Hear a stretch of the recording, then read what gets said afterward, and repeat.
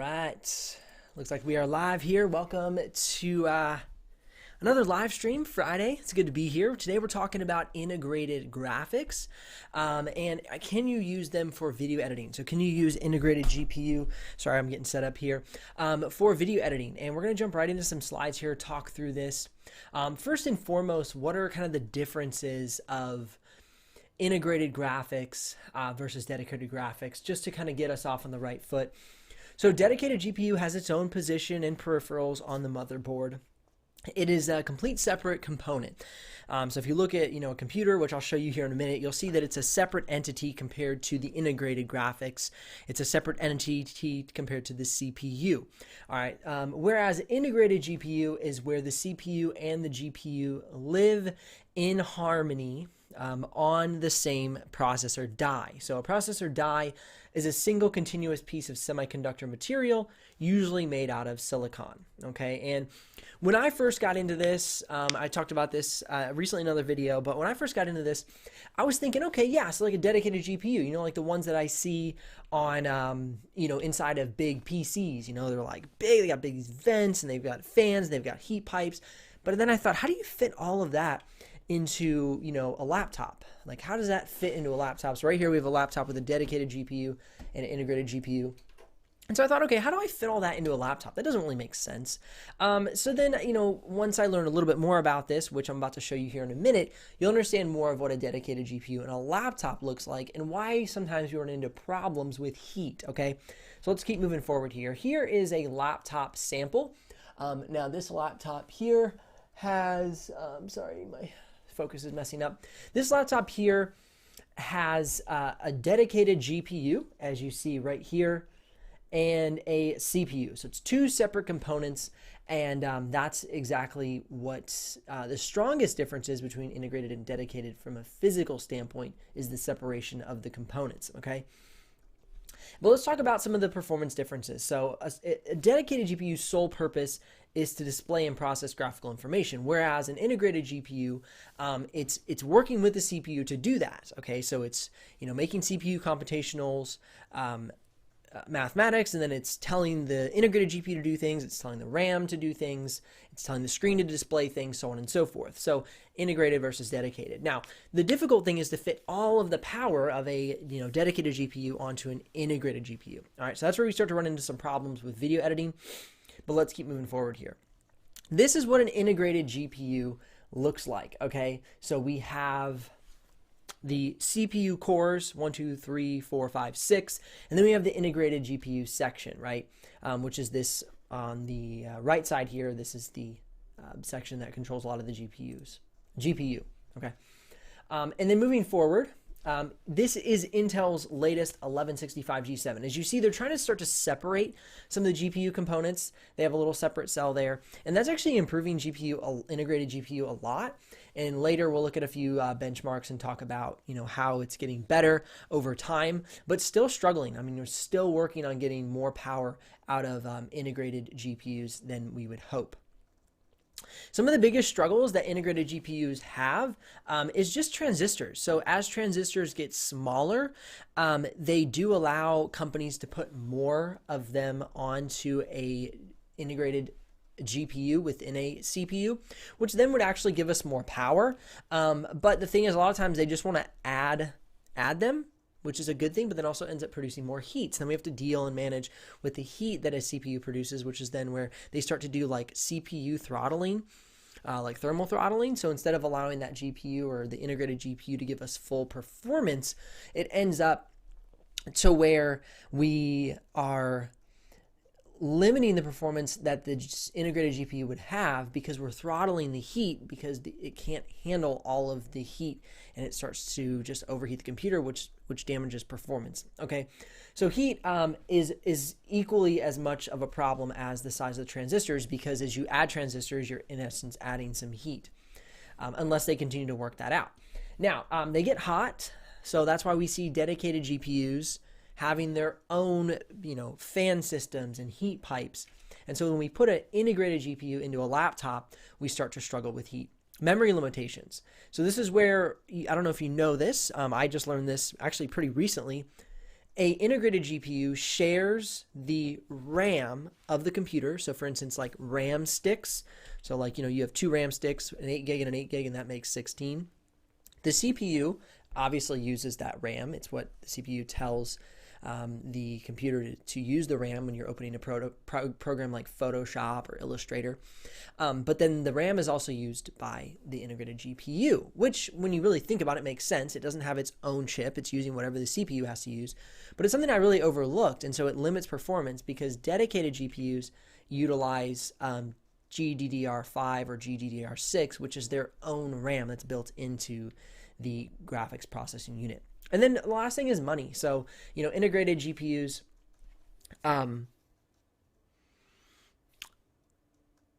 let me think how to say this. So for a CPU to be made more affordably, by having a smaller GPU, it doesn't cost as much money. And when you think about it, this makes sense because most of the people who are buying laptops with integrated GPUs are just people who are just maybe going to school or running a business, or they're writing Word docs or sending emails or getting on occasional video calls. Having big beefy integrated GPUs really doesn't make sense for them. It makes sense for us as creative professionals. So one of the things that you have to really think about is use case. So if I'm trying to buy a laptop for $500, but that laptop is built for a business owner, not a video editor or creative professional, it would make sense that a laptop, I'm not pointing at this laptop, I'm saying this is true, but this is dedicated versus integrated.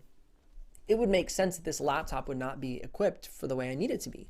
I should get a dedicated GPU. But then we run into the issue of budget, and people struggle a lot with, having the budget to get a dedicated GPU in the laptop they're looking to use. Okay, so keep moving forward here through our slides and talking through this. So GPU is used obviously for playback, rendering, and encoding. So whether you have dedicated or integrated. Playback is when you're watching in the timeline of Premiere Pro. That's playback. When you're rendering, that's rendering out the motion graphics in your project. So you hit enter in Premiere Pro and it starts to render and process those motion graphics. And then encoding, that's the exporting. So we can also utilize the GPU or iGPU for encoding. That's when you export your footage. All right, so let's look at this real quick. One thing I want to talk about is the performance differences between a integrated GPU from, say, a Ryzen processor and a dedicated GPU, okay? So I'm going to go ahead and pull up some benchmarks here. We are live.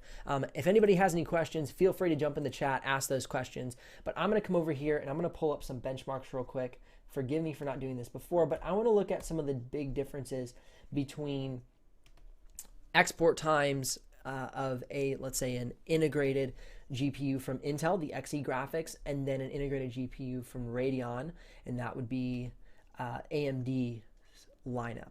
Okay, so let's see if we can pull this up here and get this going.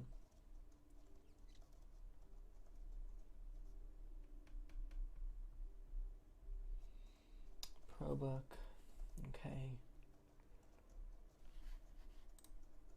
And if y'all have any questions, like I said, you can just drop those in. We're talking about integrated versus dedicated graphics in this video.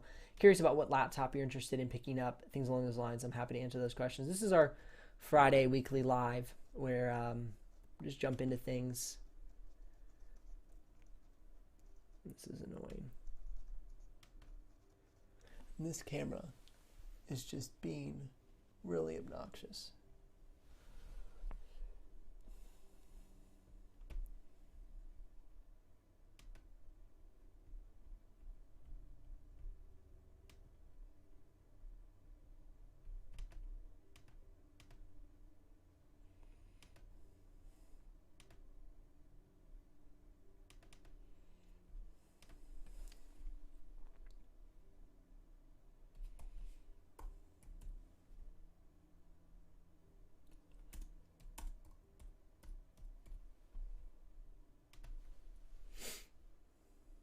All right, now we're getting somewhere. Okay, so let's talk about the Swift 3 versus the ProBook G7. Okay, 630 G7. All right, so when we're looking at the Swift 3 versus the ProBook is from HP. The Swift 3 is an Acer product. In 4K playback, okay, this is pretty crazy. In 4K playback in Premiere Pro, what we're seeing from the Swift 3 out of 16,177 frames in total, it's dropping over 15,000 frames. Okay, so that means that the playback on 4K, I'm using a dedicated resolve. I'm still very laggy. Wow, that's crazy. So when you're doing 4K playback in Premiere Pro, and what you're seeing is 15,000 drop frames from an Acer Swift 3. And then has the Radeon 7 graphics. This is the, let's see, we have the Ryzen 7 4700U in this laptop over here that I'm actually using right now. And then for the playback for 4K out of the HP ProBook 630 G8, with an Intel i7 1165 G7 with integrated Xe graphics, what we're seeing is, let me see where the drop frames, 9,465 dropped frames. Okay, so right there, right off the bat, what you're seeing is integrated graphics do not have the graphical power of having the ability to do smooth playback in the timeline of Premiere Pro for 4K. However, for 1080p, our playback is, for the HP 630, is about 4 drop frames, okay? And then for the Acer Swift 3, the 1080p playback is about 1,500 drop frames. So right off the bat, you see that the new Intel Xe graphics are actually better for 1080p playback in the timeline, or even 4K playback in the timeline, than Ryzen's graphics. So all this hype about Ryzen actually gets debunked right here when we see just straight up benchmark to benchmark playback, okay? And then if you want to get into 4K, let's do 1080p export. If we want to do 1080p export, to export a Premiere Pro project 1080p to 1080p out of the Acer Swift 3 with the Ryzen 7 processor takes 2 minutes and 32 seconds, whereas with the, where are we at? There we go. With the Intel i7 1165 G7, which is an i7 processor, it takes 1 minute and 58 seconds. Okay, so for integrated graphics, right now where I would be leaning is Intel. Intel would be the way to go. Now, when you think about dedicated versus integrated, I'd recommend integrated for somebody who's like a graphic designer, for somebody who's doing some light 1080p video editing. My wife, she would do very well. This is actually her main, a computer like this is her main workstation that she uses because she shoots and edits in 1080p. She's not doing 4K. She's doing basic one clip, a few edits here and there. Whereas somebody like myself doing bigger projects, having a lot more motion graphics in it, I'd be more suitable for a dedicated graphics card. Looks like we got a few questions coming in here. We got Wallace Studio. He says, I'm using dedicated GPU using DaVinci Resolve Fusion with my RTX 3080 Aero 17, but still very laggy. How come? That's pretty interesting. One thing I would ask, and maybe you've tried this, but I would make sure that you have all the drivers updated and you make sure that your GPU is actually set to be used, because it should not be laggy. I should be able to do that kind of project on a GTX 1660 Ti. So I would just check your different settings within your NVIDIA control panel and make sure everything's optimized, because that seems absolutely bonkers, because I can do smooth playback of 4K footage on this because DaVinci Resolve is very optimized. Next up, I advise student on what laptop to purchase. What model can a student who is on a budget use to get through a 4-year degree in illustration?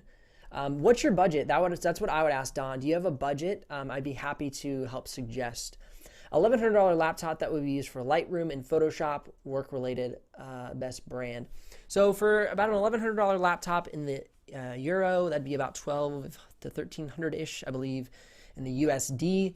You'd be great with like an MSI Prestige. That'd be a fantastic laptop. You could pick up even these ProBook series are great. So the i5 1135 G7 in the HP ProBook 630. I really like this. The Acer Spin 5 is a great laptop around the $1,000 price point. The VivoBook S15 is a great laptop for way less, which is awesome.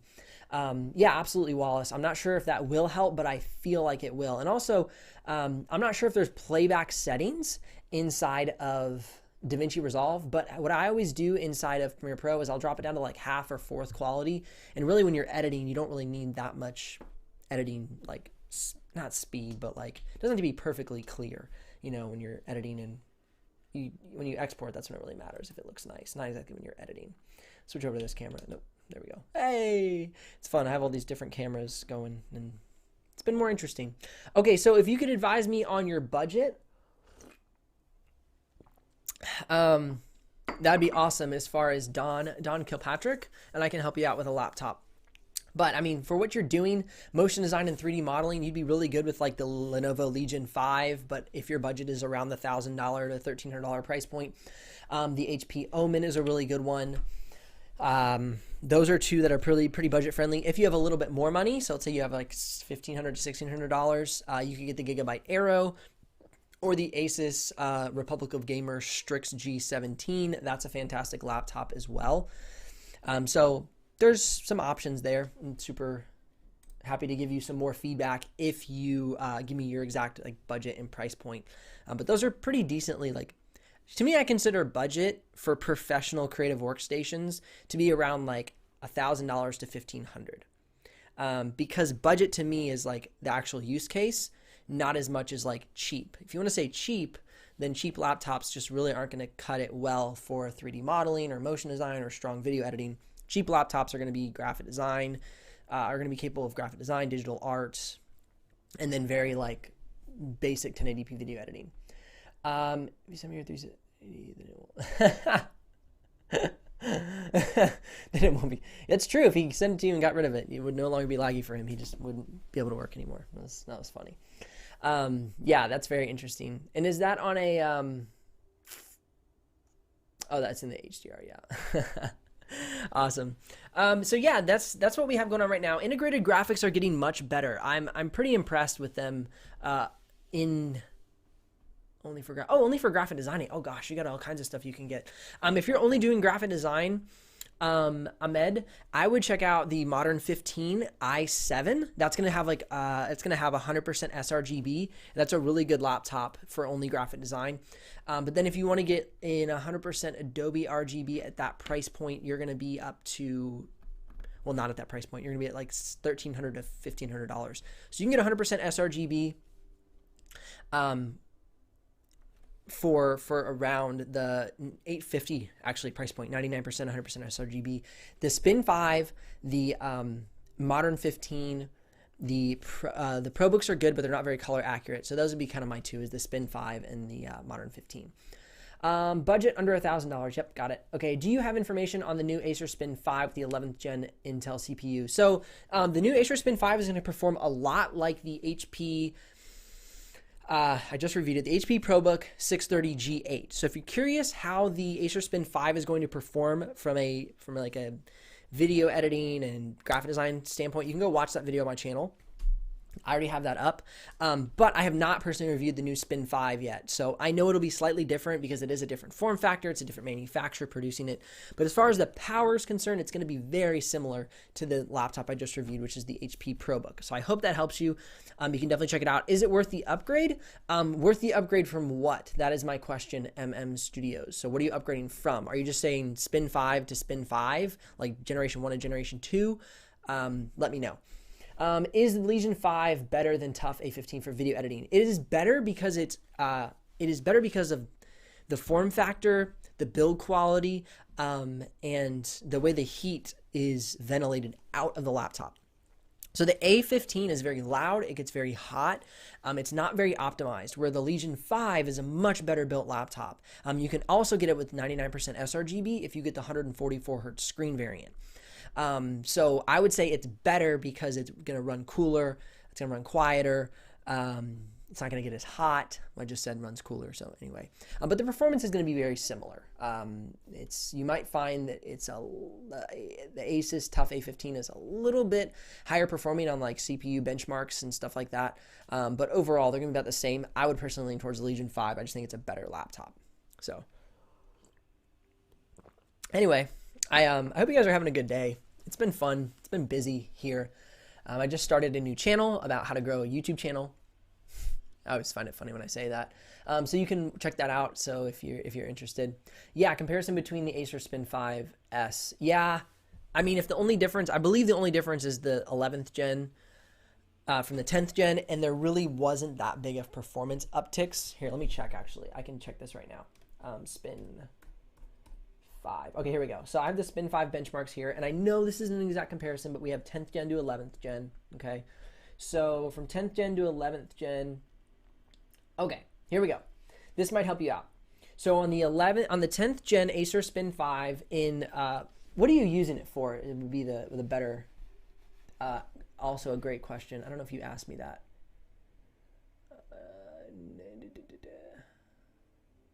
Yeah, so my question, MM Studios, what are you going to be using this laptop for? That'll help me give you a better like feedback on these different benchmarks I'm about to tell you, because some might not even matter to you. So just let me know. That'd be awesome.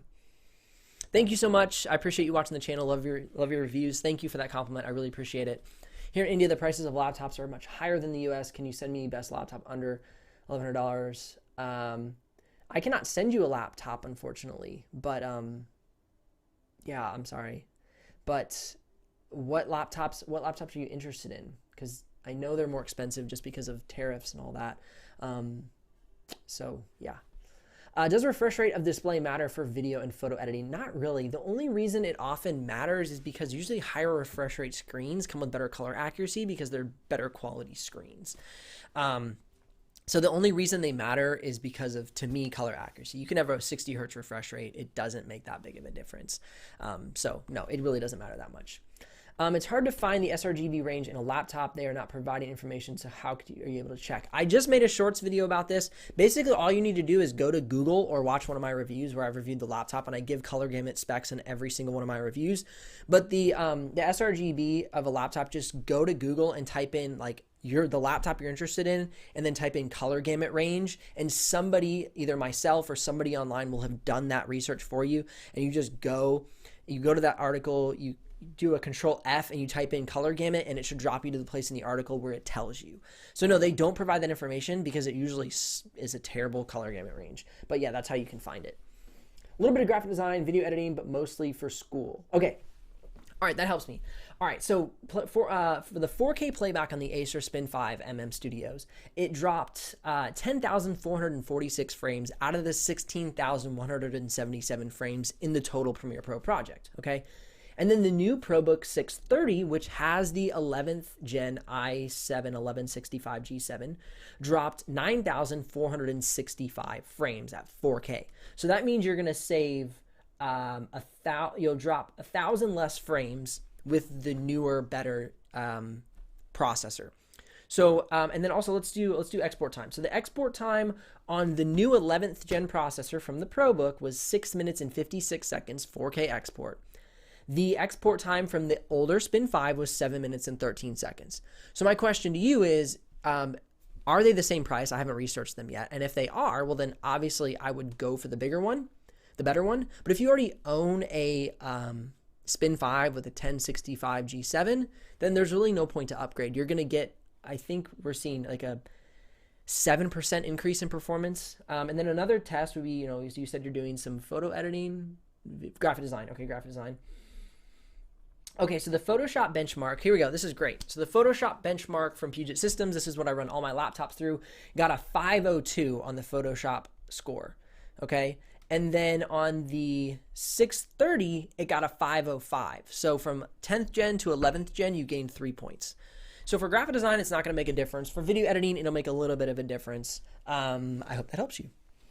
Okay, next up we have, this is fun. I appreciate you guys hanging out. I enjoy doing this.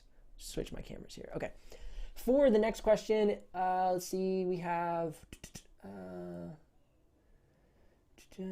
Legion 5 or Tough A15, whatever best comes under $1,100.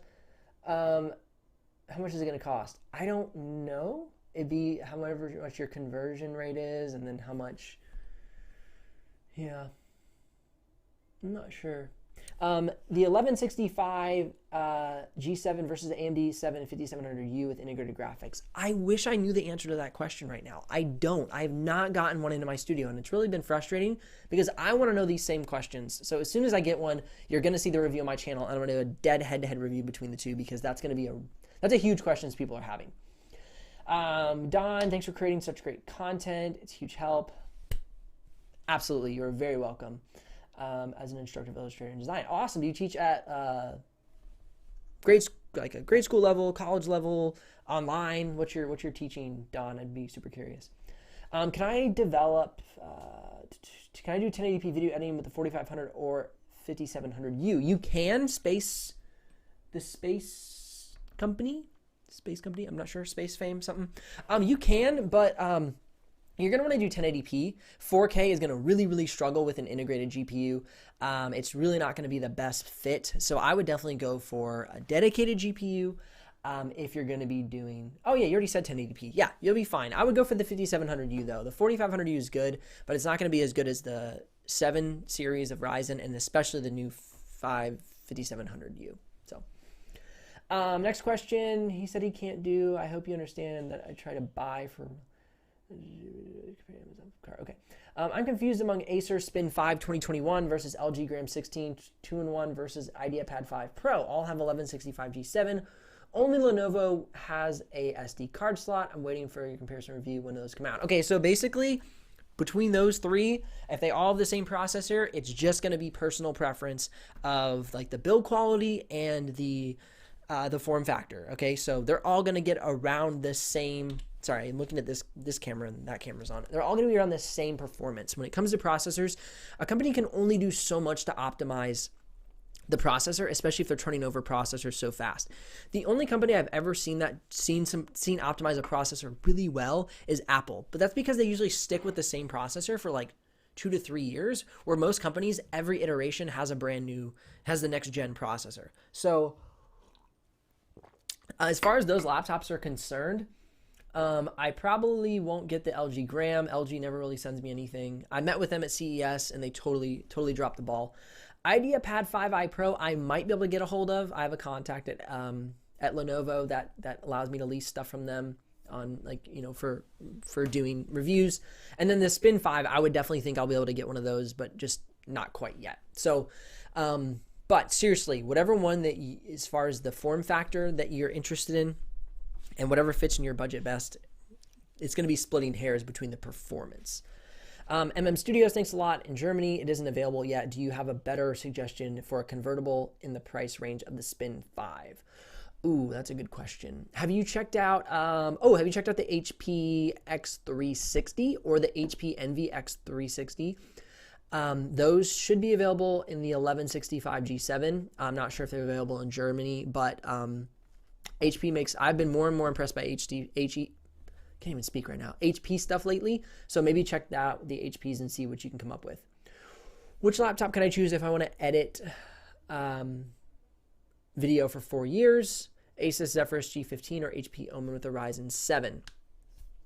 When I tested the Zephyrus G15, that computer gets really hot. The HP Omen runs a lot cooler than the Zephyrus G14 did. Now I haven't reviewed the G15, but I assume the thermals are going to be similar.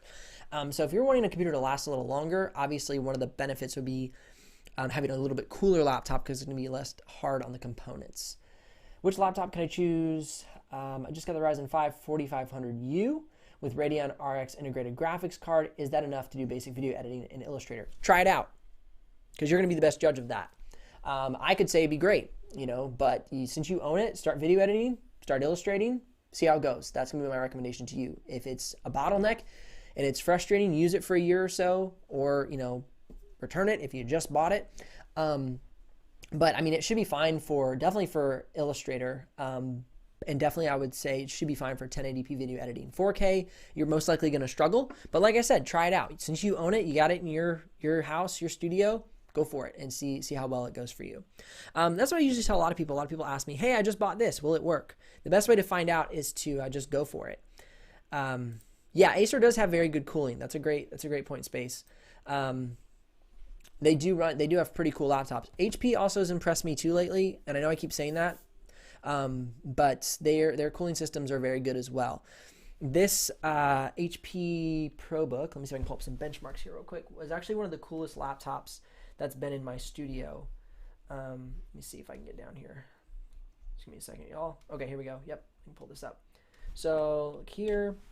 So if you see here on these benchmarks, you see the HP ProBook 450, which is this laptop. Ooh, switch over to the overhead cam, which is this laptop right here. So this laptop is one of the coolest laptops that I've ever had in my studio that's of good performance. As you see here on the benchmark chart, it's at 59 degrees Celsius during the 4K stabilized export. So yeah, Acer has pretty cool thermals, but honestly not as cool as the HP. So just keep that in mind, just off of what I've been reviewing here and checking out. In terms of gaming laptops, I am not a gaming channel. I do not know anything about gaming. I am not a gamer, unfortunately for my audience, because I know a lot of you do enjoy gaming.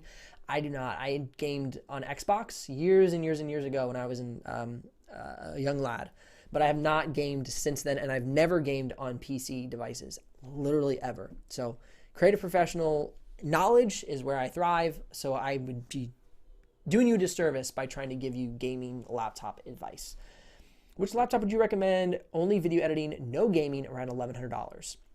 Around $1,100, if I wanted to do 4K on that kind of budget, I would pick up the Legion 5 or I'd pick up the HP Omen. I keep doing that. I look at that camera when this camera's on. My apologies. I would pick up the HP Omen or the Legion 5. That would be the best. Hey Ben, I'm new in video editing. I'm torn between Asus Zephyrus 14 with the Ryzen 7 and the Asus G14 with the Ryzen 9. Do you recommend? I'm sorry if you've already answered this. I have not. Okay, I love this question. This is a fantastic question. I just did a video about this, how to choose the best CPU for video editing, but I'm not going to make you go watch that unless you want to, because it will teach you a lot about CPU and how it works in video editing. But basically, in a nutshell, let me take a drink of my coffee. Basically, in a nutshell, Ryzen 9 versus Ryzen 7 is core and thread focused. So basically what this means is if you want to be multitasking, okay, I'm going to switch to this camera because I don't really like looking at that one. If you want to be multitasking, okay, you should get the Ryzen 9 4900H or HS because it has more cores and threads. And cores and threads really thrives in a multitasking situation. If you look at benchmarks, I'm going to show you some benchmarks here. So give me a second. I'm going to try and talk while I'm doing this.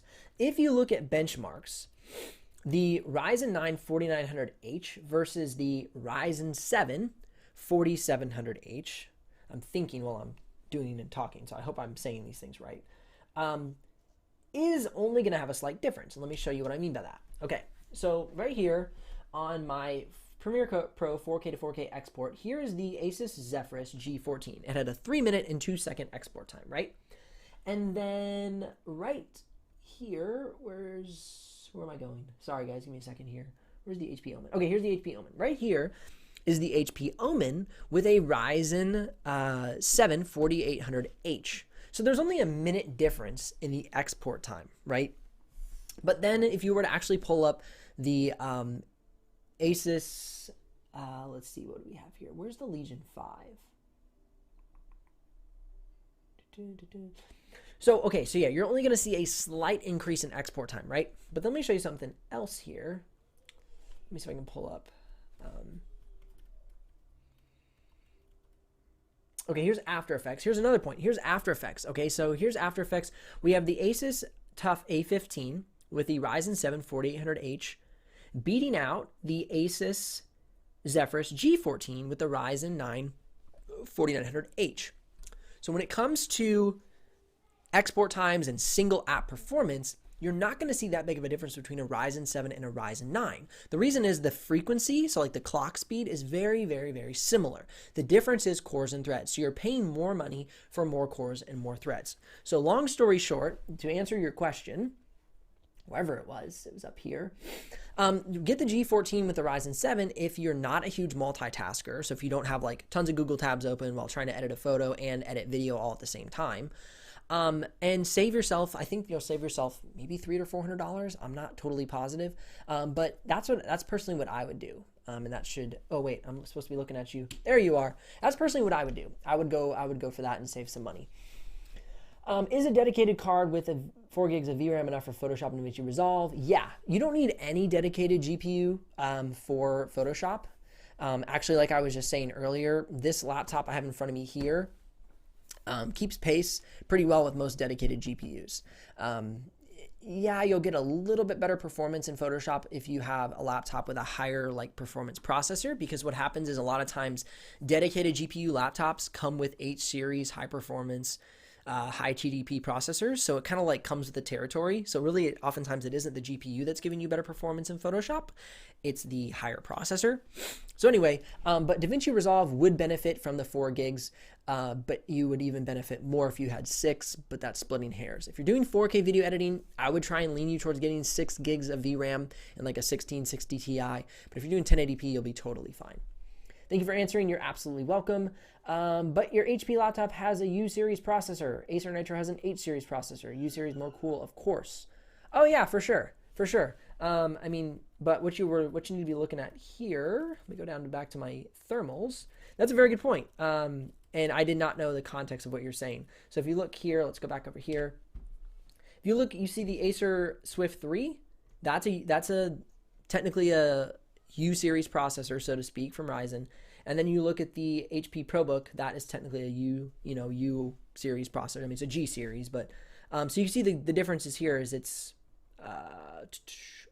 about 15 degrees difference, and they're both mobile processors. So I hope that gives a little more clarity.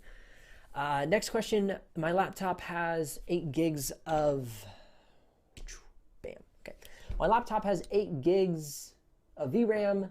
The 1030H, 8 gigs of RAM, sorry, 1030H with a 1650 Ti. When it is idle, it shows only 3 gigs free.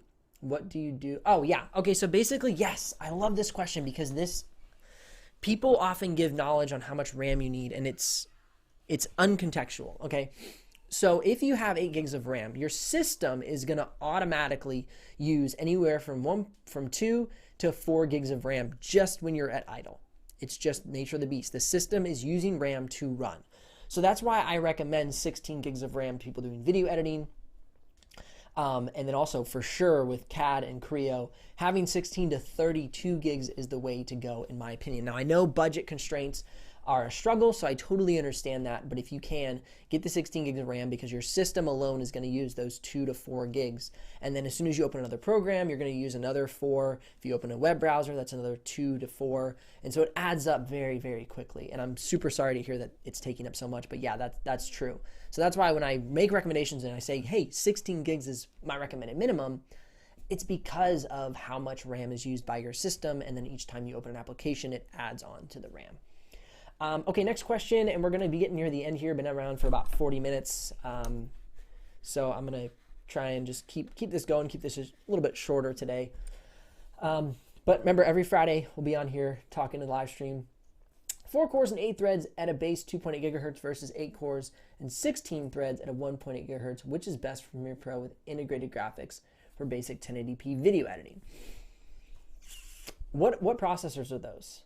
Because I don't know of a processor I don't know of a processor with integrated graphics that has 8 cores and 16 threads. So I would love to know what that is. Is it still a problem that the Spin 5 is very noisy? I've read some bad reviews on Amazon about that. Oh, I don't remember off the top of my head. Let me check my tests here. Yeah, it was kind of noisy. It was 44 decibels for the 4K export. It was almost 50 decibels during the render of the frames. So yeah, it's pretty noisy, and it gets pretty warm. It's about 94 degrees Celsius during stabilized, 92 degrees Celsius during stabilized exports. So yeah, it's pretty warm, pretty noisy. Will they have fixed that in the 11th gen? I don't know. Is it normal for a laptop to reach 70 degrees while charging? 70 degrees Fahrenheit or Celsius? That's a big difference. Whoops. So, let's see. Okay, thanks. All right. Is integrated graphics on Intel i7 better than Ryzen 7400H? No. No, it's not. So, integrated graphics on a i7, and if you have a Ryzen 7 4800H, you're not really utilizing the integrated graphics, because if you have a laptop with a H-series processor, it almost 100%, almost 99.9% of the time, unless there's a really fringe example that I don't know about, is going to come with a dedicated GPU. So let's say this laptop here, this laptop here, this is integrated graphics, and let's pretend that this has a Ryzen 7 with a 4800H. It's going to probably have like a 1660 Ti, and so this laptop is most likely going to crush this laptop for video editing.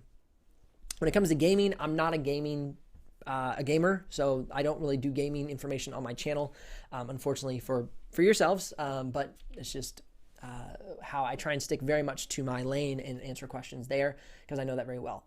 Can I swap, can you swap memory? No, you can't swap the memory on a MacBook Pro M1 because it's unified. So it's literally built into the CPU or the chip. Can I use 4 plus 4 gigs of RAM in a laptop? I think that's not an issue. As long as the megahertz are the same. So like if you have like a 2666, try and match the megahertz. Otherwise you should be fine. Thank you. Absolutely. It's been fun. Is a laptop normal for it to reach 70 degrees Celsius while charging? Yes and no. I mean, is it closed? Like, is it just sitting on the desk and you're not doing anything, or you like have it open and it's an idle and like the screen's running? 70 degrees Celsius is pretty warm, especially if it's at idle, just doing nothing. So I would say that's odd, but it just depends on the laptop. Some laptops are really weird. Some like the MSI Creator 15, it's a very warm laptop. Just being open in my studio like heats up my room. So I don't know what Clip Studio is, unfortunately. So I would do a little research on that, just kind of search around on Google. Maybe you can find some good answers. Intel 10 980HK versus Ryzen 9 5900HX. I have not tested those, so unfortunately, I'm very sorry. I do not know. But I would assume nothing, because I don't know. If you want to answer to those questions, I would go to Tech Notice. He's a YouTube channel, really good friend of mine. He does all kinds of desktop PC reviews for creative professionals. So go over to Tech Notice. Lori, awesome channel. Love that guy over there in the UK. Recommendations on top laptops for photo editing, starting a photography business. Is MacBook Pro the best way to go? Could you recommend a more budget-friendly laptop?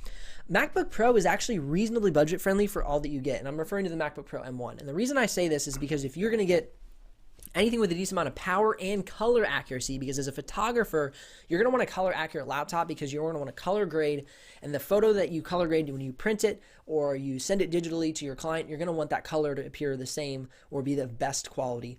And so MacBook Pro is great because it has 100% sRGB, 81% Adobe RGB, and 100% DCI-P3. To get that same sort of color accuracy out of a Windows-based laptop, you're going to be around that same price point. So you're going to be around the $1,100 to $1,500 price point. Now you can get like a modern 15, which will have equal performance with an i7 processor to a MacBook Pro in Photoshop, or you can get like an HP right here, the ProBook 630, and that'll have pretty solid and pretty equal performance in Photoshop. But the thing is, the color accuracy is going to be a lot less. So really, what you're banking on. Sorry, I keep looking at that camera. It's a bad habit. What you're going to be banking on with the MacBook Pro M1 is you're going to have a lot of and I'm acting like this is the M1, it's not. You're going to have a lot of the performance and build quality and color accuracy right in that laptop. So I hope that gives you a little bit of a perspective there. What setup are you using for your live stream, OBS, StreamYard? What kind of camera? I use vMix. I absolutely adore vMix. vMix is amazing. See if I can show you what it looks like. Let's try this. This is going to give my computer a conniption, but it'll be okay. There we go. So this is what I'm seeing. Here we go. Okay, perfect. This is what I'm seeing. So this is all of my different frames and things. This is all your comments. So I have the web browser pulled up behind. This is vMix. I'm actually going to end up doing a tutorial on this on my new channel, which is the Content Lab, where I teach people how to grow and optimize and make money on YouTube, and also have how I run all my videos. And I actually record all of my videos through vMix. I don't do any recording outside of my computer. Everything runs through my computer, and I use Fujifilm. I use a Fujifilm X-T2 up top here, boop, boop. And then I also, here, let's go like this. Up top, oh. Dang it, what happened? Oh, yeah, there we go. Okay, up top here, this is a Fujifilm X-T20. This is actually a Canon Rebel T2i. I just had one of those laying around from an old project, and it actually works. I was so happy because I had no use for it. But then until I realized I could HDMI port it in. And then I go into a Ryzen 9 3900X in my PC build through a, Blackmagic HDMI capture card. So it's an amazing setup. I love it so much. And vMix is wonderful. It's so much more easy to understand than OBS. OBS to me is a dumpster fire. And StreamYard is good, but StreamYard, like, they kind of confuse what the software actually is. It's good, but it's not as good as vMix. You get a lot more control over vMix, so I like it a lot. So, like, here, I'm going to show you some fun things, if you guys don't mind. Well, so, like, for instance, this is, like, my intro for my other channel. Try not. Do or do not. There is no try. So, like, that's a lot of fun. So I can do intros. I can do, like, hey, subscribe and ring the bell so you don't miss out on any of the future videos. You know, so, like, I have all these, like, little shortcuts. I can turn on, like, my end cards, be like, hey, watch this over here. Or I can turn on my channel, you know, stream starting soon. So, like, vMix is really cool because you can set up a lot of different stuff, and it's right at your fingertips. I'm doing this all from a $10 just numpad, which, I mean, if you know much about, like, stream decks and, like, these things are like $200 if you're going to buy like the official Elgato like stream deck. And I was like, forget that. I'll just buy a numpad. Okay, sorry. Let's get back to the questions here. And I got to finish up. I've been almost an hour. I've got a lot of other things to do today. I still have to shoot more videos and edit. And yeah, it's going to be a long day. Can anyone see my message? He ignored me 6 times. I don't know. What did I ignore? What did you say? I'm so sorry. I did not see. You actually haven't posted at all. So, Mayank Kumar, please post your question again. Actually, I did not post. So, is there a huge difference between DaVinci Resolve free version and Adobe Premiere in options? In options, no, but you're going to get a little bit less performance out of the DaVinci Resolve free version because it does not utilize GPU to the fullest extent. So it's going to be a little bit slower as far as export times, maybe a little bit laggier when you're editing. So if you're using the free version, I should have said that earlier to the guy who's struggling with DaVinci Resolve. If he's using the free version, his GPU isn't going to get as much use versus the paid version. So that's a big difference. Best gaming laptop under $1,000? I don't know, but I personally think the Acer Nitro 5 is a good laptop under $1,000 that has a good GPU and CPU setup, but I'm not a gaming channel like I've said, so it's really a struggle for me. Can I repair or replace my SSD in a MacBook Pro M1 when it completely destroyed by swap? When it will be destroyed by swap memory? Well, you can't swap the memory on a MacBook Pro M1, and you can't swap the storage, so they're all soldered to the motherboard. And I see your question. Sorry, I'm just working on it. Yeah, you can't, don't, that's a bad idea. Don't swap anything on a MacBook Pro M1. It's all soldered. It's not really, I mean, it's possible if you're like a electronics wizard and computer wizard, but for the average, like myself, the average person, no. Multi-core or single core for software developer? If you're multitasking, then multi-core would be great. If you know, I work at a company, we do texting software, and so, you know, our developers have MacBook Pros and MacBook Pro M1s, mainly MacBook Pro 16s and 15s. So, you know, they're doing a lot of different multitasking, and so that's why I have a better multi-core processor, because if you're multitasking a lot, that's that. What's the time there? It's about 10 a.m. right now here. I'm in Central Time. Okay. I think we've got all through the questions, which I'm happy about. Is there something free that can replace Photoshop? No, not necessarily, but Affinity Photo is only $50. Usually it's $50, and it's almost as, I actually use Affinity Photo. I don't use Photoshop. I prefer it in many ways. So look at Affinity Photo. I wish they would sponsor my channel because I would advertise them like crazy. I love Affinity Photo. It's about $50, and it's an amazing software. Read my HP question, please. I don't know what your HP question was. Please repost it. It's kind of hard when all the chats go by. I think he's not seeing some messages. Yeah, I'm because I'm here, and they must not be coming through to me on the back end. So y'all, real quick, I'll hang on for another minute. Post another question. I'll try and answer those real quick, but then I gotta run. Like I said, lots going on today, which is fun, but time consuming. I will wait. Absolutely, you're most welcome.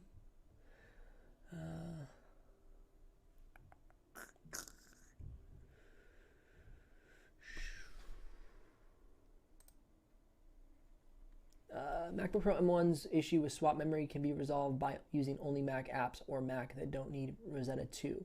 Interesting. See, I don't know about all these super techie things. Okay, so I'm sorry if I missed your question. Please, I don't mean to cause offense. Basically, some messages for some reason are not coming through. If you use language or profanity or any words that are, really sketchy, then your comment will get blocked. So if you're like, F you, you're not reading my question, that one won't come through. So just keep that in mind. I automatically have profanity blocked on my channel. I prefer not to have it here just for the sake of whoever's watching. I just don't want to have that. So that automatically gets blocked. So if you're using profanity, that might be the reason your comment's getting blocked. So just keep that in mind. Otherwise, you can comment below once the replay finishes, and then next week on the live stream, I'll be happy to answer your questions. Again, I'm sorry if I didn't get to yours. It was not out of I didn't want to. I just did not see it here in the stream comments. So my apologies. So if that message, it says, I got the message that says my message is automatically disappearing. So maybe just post a message like that. It might appear.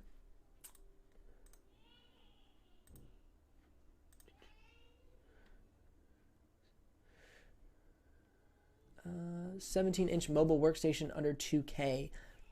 17-inch mobile workstation under $2,000 is going to be the Asus Republic of Gamers Strix G17. Fantastic laptop, tons of performance, really good. Neat Shah and Mayank Kumar. I'm very sorry your messages are automatically going away. I don't know why that is. So like I said, no reason specifically on my end. Just that's unfortunate. Anyway, thank you guys so much for tuning in today. I love doing these live streams. I'm sorry I didn't get to some of your questions and some of them were blocked. I'll try and resolve that and look at maybe why some of them got blocked. There might be some information on my live chat back end. But till next time, keep editing, keep creating, keep designing. If you've hung on this long, I really appreciate you watching my channel. Really appreciate you guys around here. And I'll see you guys in the next one.